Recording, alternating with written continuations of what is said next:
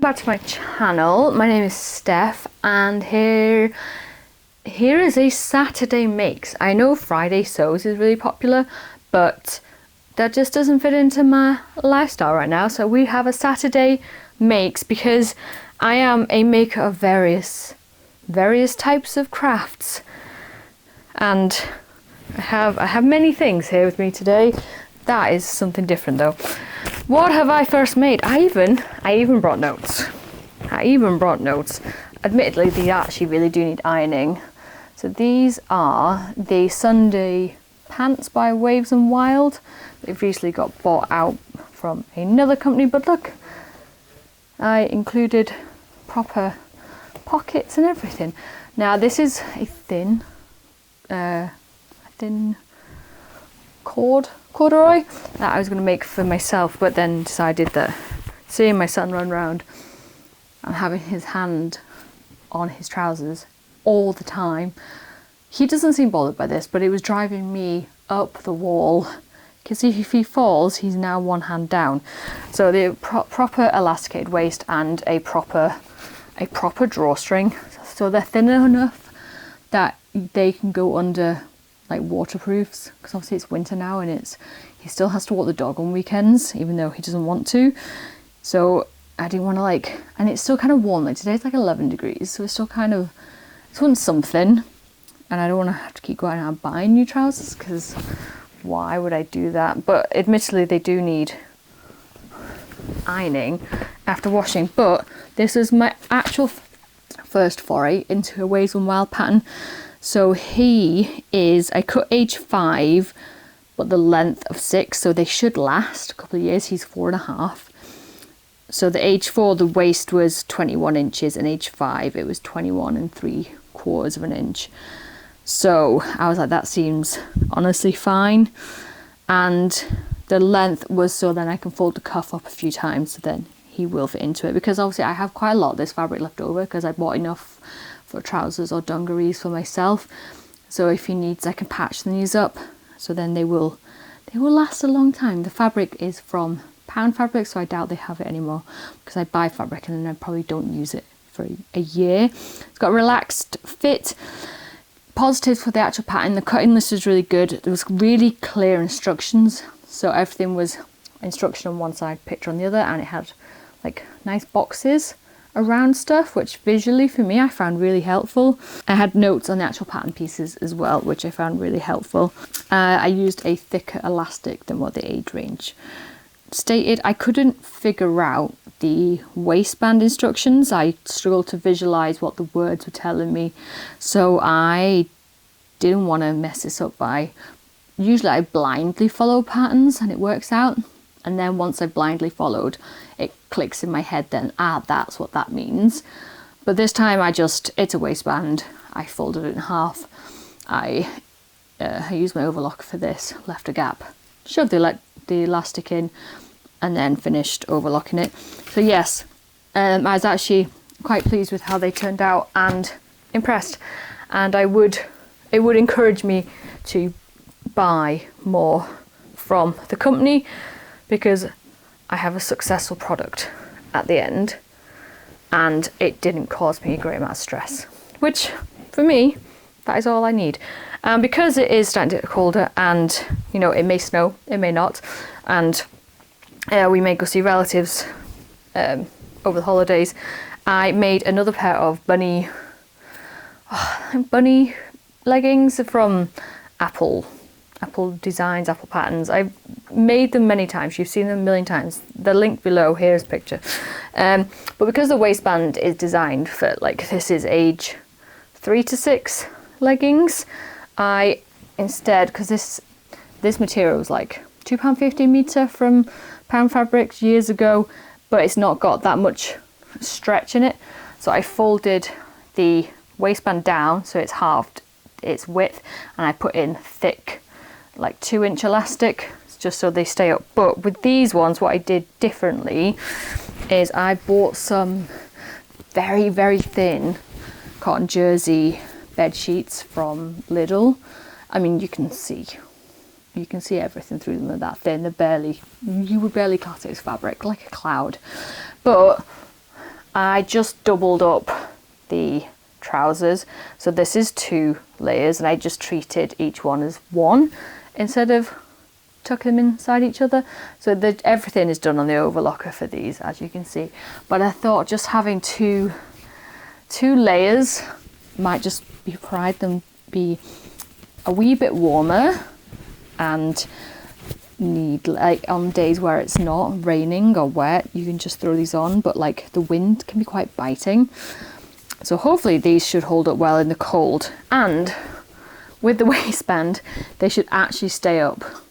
I just don't know how people get trousers to stay up on their kids, because we've ended up with like some jeans for him, but I hate putting him in jeans because they're so thick and heavy, and I just feel like they're so cumbersome, and kids need to be free to run around and play silly buggers, and yeah, the jeans are really annoying. So leggings, while he will still let me dress him, this is why we're going with lots of elasticated stuff.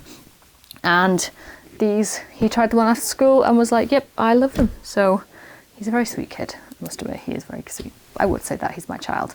But yes, those that the money spent on these pans is well worth it, because they're things that I will make again and again. And there's a few women in my life who are expecting little boys, so for me it's a no-brainer, because I have tons of boy fabric, tons of neutral fabric, so it's so easy to just whip these up, and they're so quick to make. Honestly, I love them, like, so easy. What else have I been sewing? Those are the only things I've been sewing, actually. I mean, I'm impressed I got actually anything done at all. But in my knitting world, I am making progress on the Jason Cashmere hat. I printed out all the instructions on here because I've made this once before, and I'll probably make them again, because it's a cabled hat made in a Aran weight yarn, and I should hopefully finish this in the next couple of days. And it's just so easy. I have one in green already, but my husband wanted an extra row, an extra cable repeat, because he's got quite a big head. So I am working on that, and it's just so nice to do cables. I am working my way up to be able to cast on a cabled jumper for him eventually, maybe like 2027. And yeah, this is just so nice, and it's knitting up so fast. I have some wrist straps as well, because I'm fed up with having to stop knitting because my wrists keep getting sore. So the sports are actually really good. If you want them, I will link them below. So that's been really enjoyable, and I laser engraved the instructions because I know I will make more of these. I have some pink yarn in the same type of wool. It's like Daily Stitch Blend from Hobby. I'll link it below if you're interested, because it's my new favourite yarn to knit with. It's soft, it's an acrylic wool blend, and it doesn't make me itch. So I want to make a pink one of these hats because they're just so good. And after I'd done them, I finally got round to ripping back some socks. So these socks are a gift a couple of years ago now. Please don't judge me. And they're quite bad, actually. Now I look at them, I've gotten a lot better. But I cast off the toe in the wrong direction. The toe decreases. Instead of being like that, I did them like that. So I finally ripped that back so I can get them done. So hopefully I'll have them done by next week. And then with this sock, this was one of my summer socks, just from a Lidl yarn. I just knitted like an extra 2 inches too long. I put it on my husband's foot, and I was like, oh yeah, that's ridiculously too big. So that had to get ripped back. That's a first sock though. So hopefully I'll get the second sock finished by the time he gets back, like mid to end of January is the goal for that one, because it'll be a wee bit cold. So yes, those are the two next, because I feel like they're quite easy wins to get done, especially these ones. And I like easy wins, I like quick projects.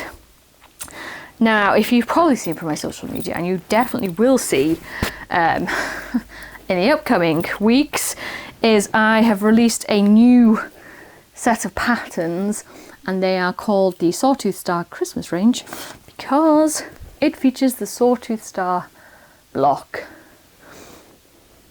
I love it. Now they say imitation is the sincerest form of flattery, but when it comes to sewing patterns, it's just copying someone else's success. But it's supposed to spur you on to bigger and greater things. For me, it spurred me on into making some of these quilt blocks a little bit more accessible, because one of my biggest, there's a few quilts I want to make. We don't need any more quilts or blankets in this house. We have an absolute dearth of them, but they all get used and they're all very much loved. And I want to make some, but quilting and accuracy, so accuracy in cutting, accuracy in sewing, like even sewing straight lines, I lose focus and whoop, my line's gone a bit squint, or I'm cutting with my ruler and my rotary cutters and it slips, and I lack precision. I can't make my hands do what my brain wants it to do, right? I struggle with that aspect. I have really scruffy writing, for example. So when making these, you know, I designed the pattern, I modified the patterns. I already sell these patterns, but in plain versions. And I realized that my errors were making these very hard to make. So I adapted them, that it does not matter if you make this block too small. This first bit that you make is the template. So we have the hat, and then here's another example. This one is way too busy, but it's just fabric that I have. So each one is separate sections. So you can, got way more creative freedom with these than the ones I already sell. And I've wanted a stocking, my own stocking pattern for so long. This fabric's so beautiful. So again, if this comes out too small, it doesn't matter, because this whole front piece is your template. So then your back piece is the same and your lining comes out the same size as well. So, and then you can just use, obviously you have this as a template anyway, and if you just want a plain stocking, like I have 4 of these already, but in plain, and now I've just got an extra one. I don't know what to do with this stuff now I made it though. I'll just hang it up somewhere because it's so pretty, but it's such a pretty combination. And these are my favorite. Can you see how beautiful they are? So like, if you are a bit more confident, you can go make even more beautiful Christmas crackers. And I have enough crackers, right? I still have stock left over from years ago, because did I price too high, or have we gotten used to such low levels of costs when it comes to handmade products and tat from abroad? I know my opinion, but now the market's so flooded with reviews with crackers, I generally can't get rid of this, right? But I know if I put them up for free, they'll be gone in an absolute heartbeat, and I'm just not ready to part with them yet. So for this lot, we have to give something red for school for a raffle tomorrow, I think, and I forgot to buy something. The amount of emails you get from school, my God, I have tried to keep on top of it by putting everything in the calendar, but stuff is still getting missed. So they're all getting donated to the school, and then they're gone. They're gone. But these, I mean, I only have 2 of these, and I think I want another 2 for next year, and another whole matching set. And then maybe I can just rotate the sets out over Christmas. Maybe we'll have like Boxing Day crackers and Christmas Eve crackers and New Year's Day crackers. We just have a different theme every year, because I keep making Christmas patterns. But obviously you can put in hats, cracker jokes, and small gifts. And you can also put in your cracker snaps. So this is a warning that this may blow out the microphone. Oh, it blew out my ear anyway. So I have a lot of cracker snaps now, which I need to put in for the ones that we use ourselves. So you still get the same bang, like you still got that same experience as you have with the real ones, and you still have a winner, because obviously each end comes apart. So yeah, this pattern is what makes me the most money, and it's the one I'm most proud of, is the original one. So I wanted to expand upon that range, to prove to myself that I could, that I am not just a one-trick pony, I'm a 1.5 trick pony. But now this range, the Sawtooth range, I have plans for a second release next year. So it'll be like a quilt to go on the sofa, your placemats and all the other stuff. Like I really would love a absolutely just over the top range. I don't think I have enough of this fabric left anymore. If I could find it, I probably would get some more. But yeah, if you want all the same, like a table runner, like the whole works. I want to go extra bougie in really fancy fabric, so I can extend that range then, and then I probably will look into other quilt box. But as I was saying, this obviously, this centerpiece here is all one piece, is like a block. But again, if this comes out too small, these side pieces and these top pieces will make up for your I don't want to call it errors, but your discrepancies. So yeah, you can then make them a little bit longer, which, you know, I made this block and then my piece, it did come out too small. So that is an accommodation that I've had for myself.